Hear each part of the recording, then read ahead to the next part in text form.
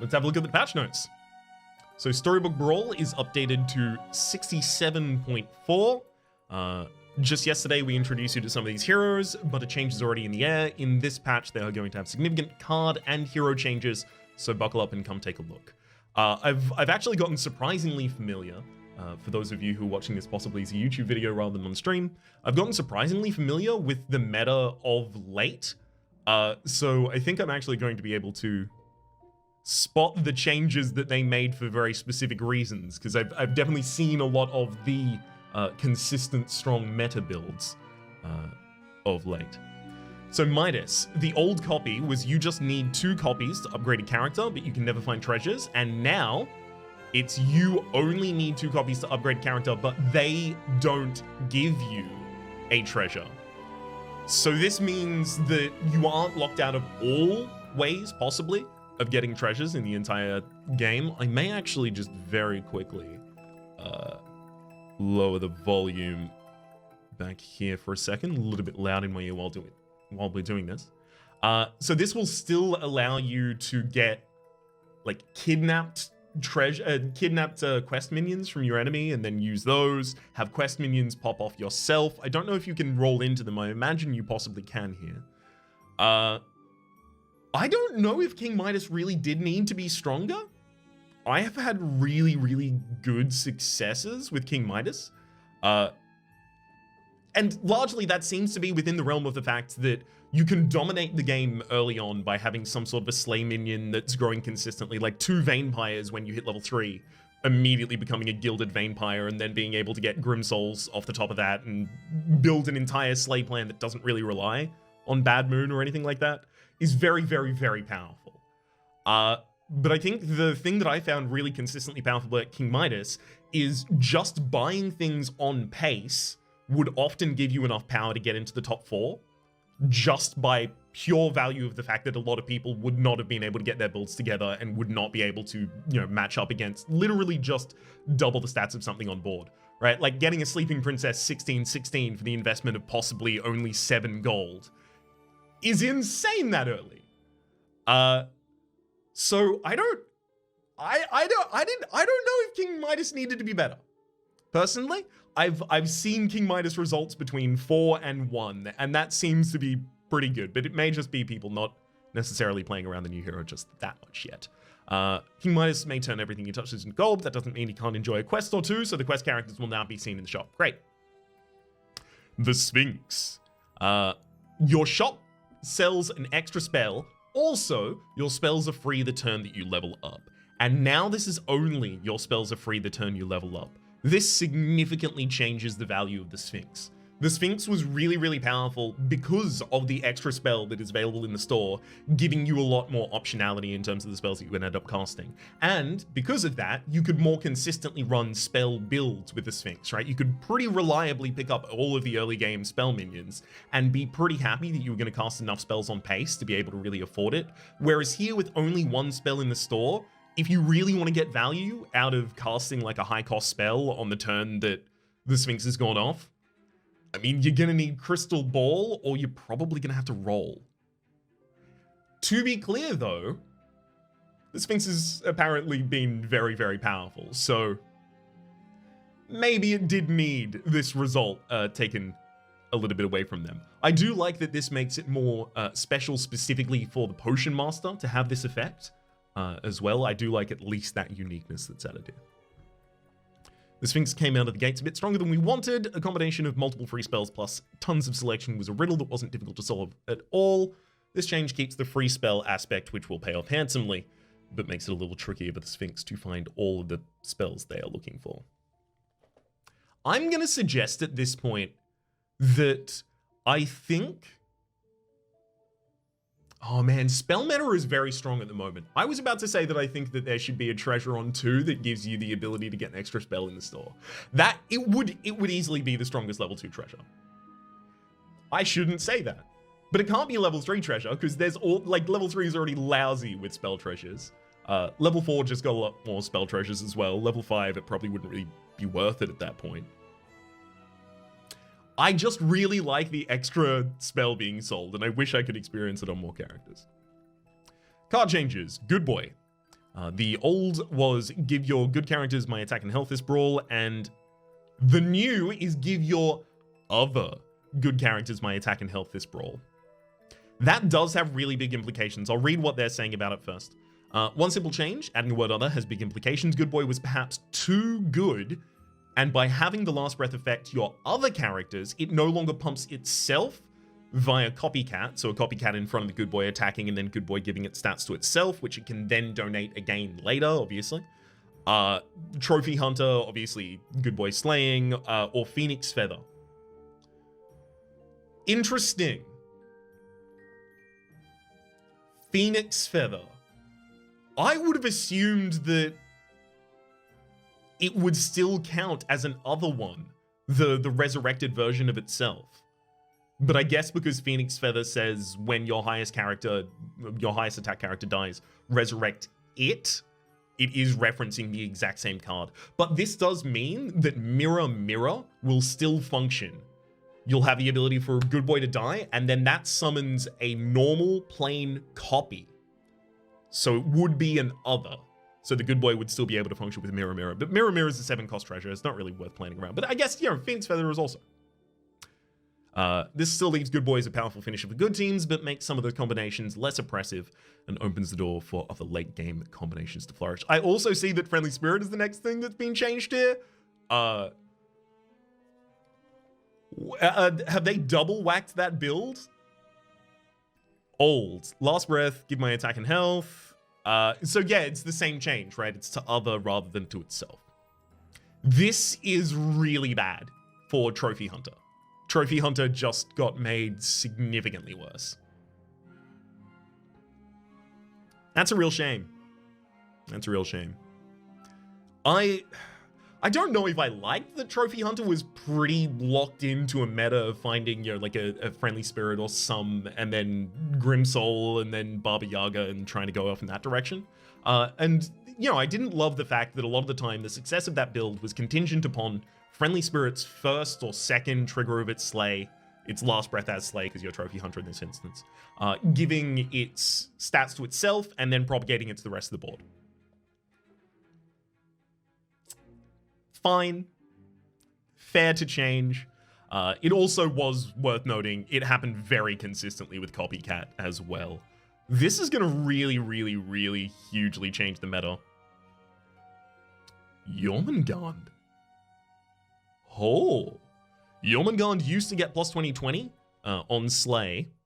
It is worth noting, Jorm was really, really, really frustrating to try and utilize. Unless you managed to get a golden Jormungand, or you had, Bad Moon Rising and you got Jormungand really early and it started to actually get some stats. Because it's not getting permanent stats, it often wasn't as good as Lancelot, right? And Lancelot was something you would have gotten on pace earlier, and you didn't even have to triple that, right? You only had to put an investment of 5 gold into that. Jormungand is asking for a total investment of 18 gold at the absolute least, and I think the average is 40 rolls to be able to find 3 of the same level 6. That's a lot. But Jorm now triggers its plus 20/20 when any other character triggers a Slay ability, and also when it itself triggers it.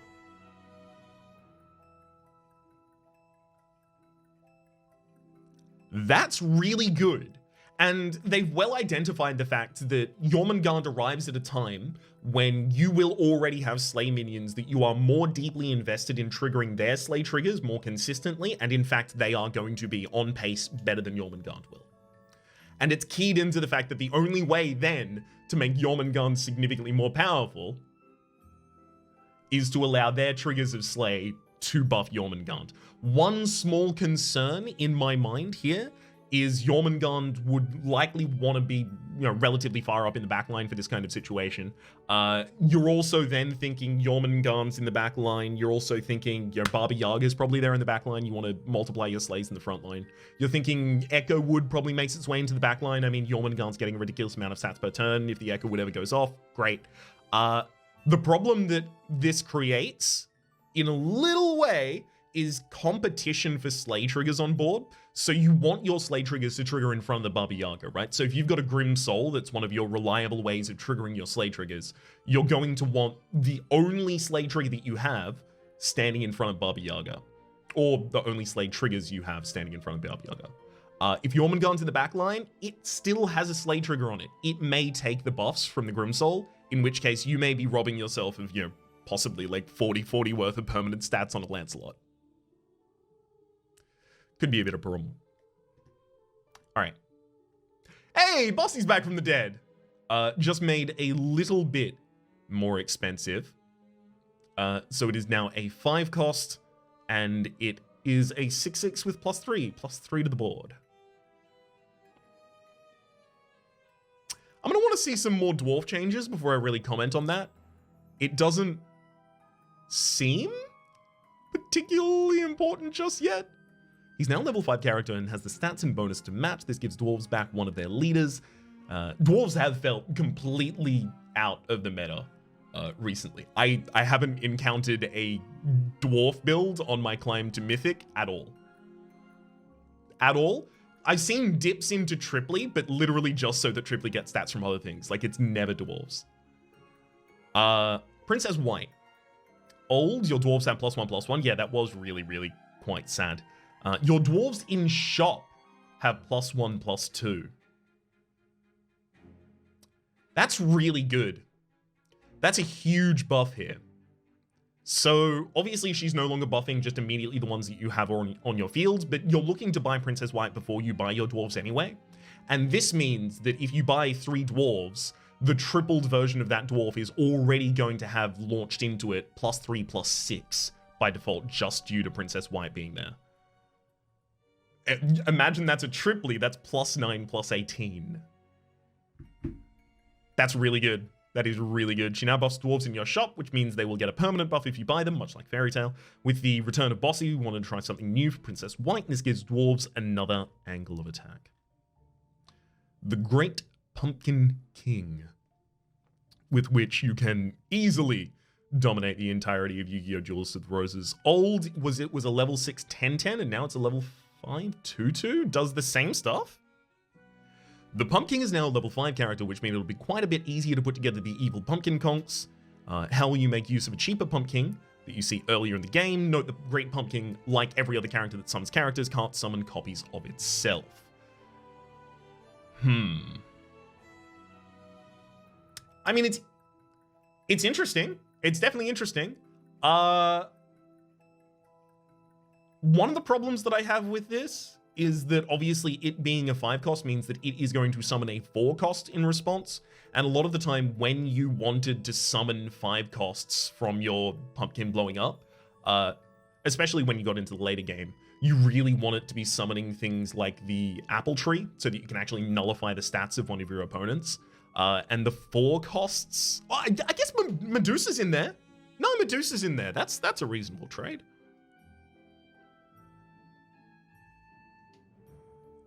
That's actually pretty good. I'm back on board. Huge fan again, actually. Probably Ant in chat has said, something worth noting is you can keep Princess White in hand, and she can affect the shop. So you can keep one of them with you forever without hurting your board. That's really interesting. Especially considering, because when Princess White, when you purchase your 7 dwarves, right, and actually complete her quest, she's very likely going to double that ability, right? And then it's +2/+6 to the dwarves that you buy in the store. So when you get to your level 5 dwarves, like your Bossy and things like that, when you purchase them from the store, they get +6 by default in health, the stat they care about. That might actually legitimately resurrect dwarves, because that's when dwarves really seem to struggle, right? When they're trying to transition from their 4s to their 5s.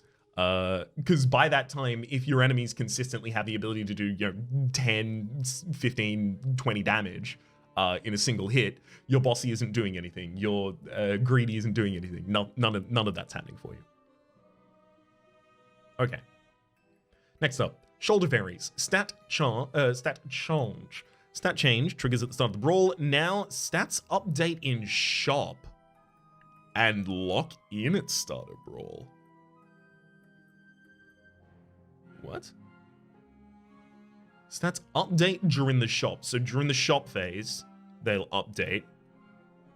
And then they lock in at the start of the brawl. Right, so this is so that it no longer actually has... Yeah, this change mainly impacts Echo Woods so that it no longer sees that the Shoulder Fairies get huge stat bumps at the start of each fight. We like Shoulder Fairies at 5, and rather than bump it back to 6, which I think would be a mistake, we'd prefer to... Because they did 6 before, and they had to bring it to 5.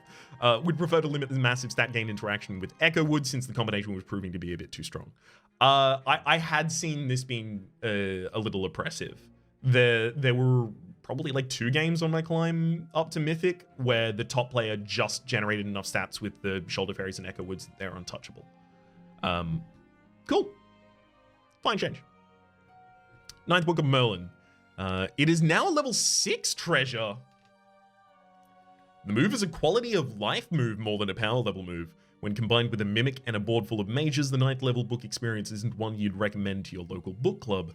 Too many spells flying around is a situation we don't want to happen, and at the rate it was happening, 9th book is going up a level. So I can understand that, but why put it up a level and not just remove it at that rate?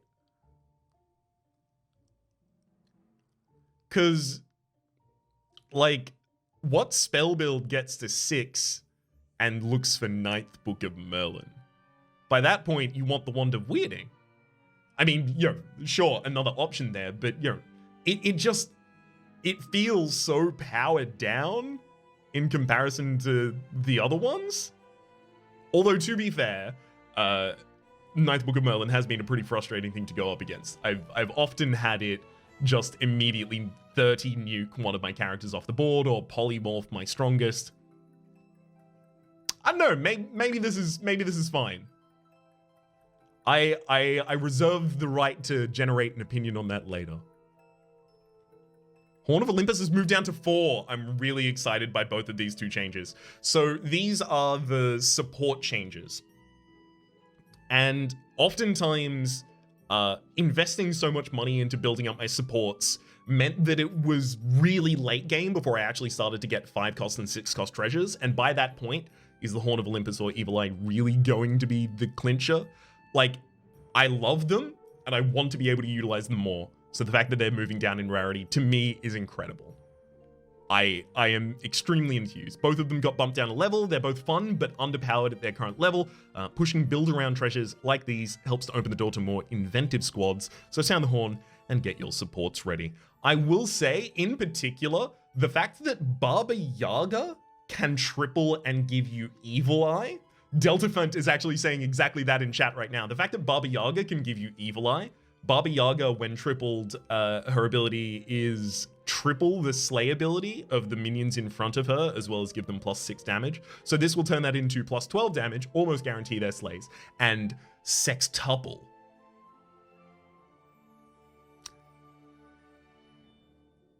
On pace with Lancelot. Very good. I will also say about the Horn of Olympus, the Riverwish Mermaid can now get that. Fancy Pants. Old. Give the first character you buy each round +2/+2, or new bonus moves to +3. Oh, right, so it just increased it. Yeah. The thing about Fancy Pants that I always have a problem with is literally just the usage of it. Like, I'll buy a chicken and then it'll immediately get +2/+2. So here, now it's going to get +3/+3 instead, and I'm going to feel worse. So this is actually going to force me to learn how to play appropriately.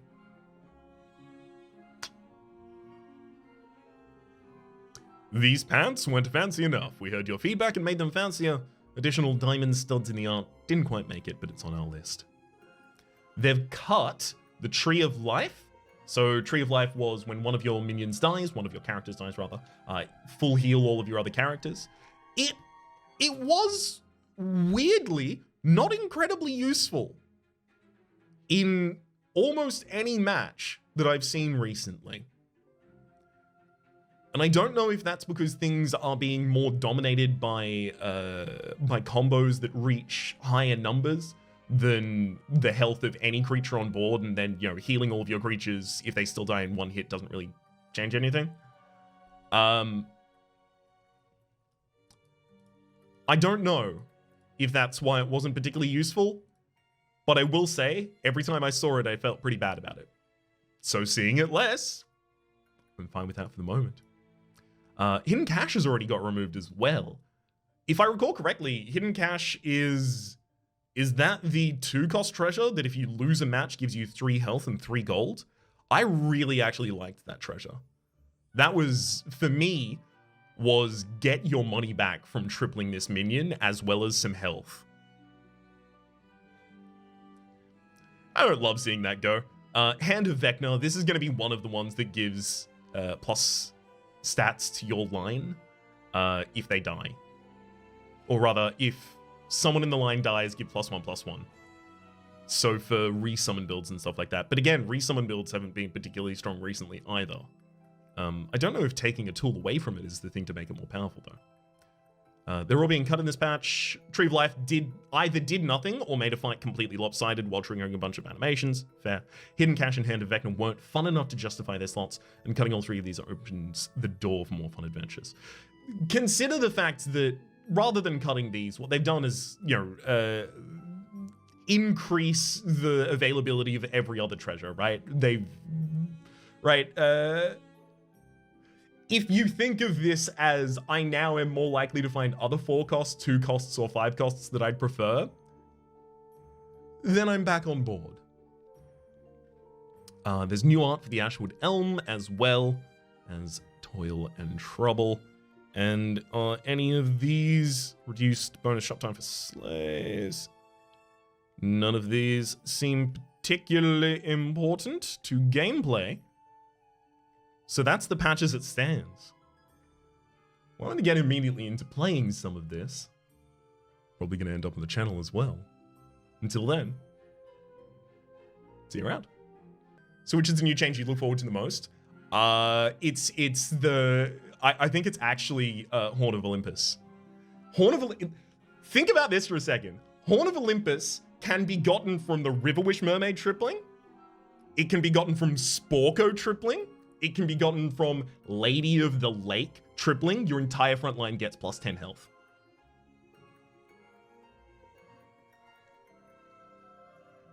Low key, that is, I think, really underestimated here. Also, dwarves. Yes, dwarves is going to be really fun. Let's go.